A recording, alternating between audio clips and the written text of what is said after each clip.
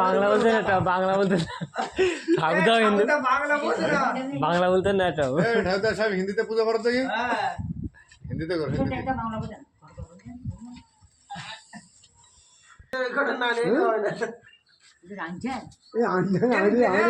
যেখানে পাওয়া যায় না, এই যে ফলগুলো ধরতে দেখ, ফলগুলো ফল ধরে মারলাম। ঠাকুরদা, ও ঠাকুরদা, পুজো হোক। ঠাকুরদা ফল ধোবো। ঠাকুরদা ধান বের কর, ধান এখনো মাঝে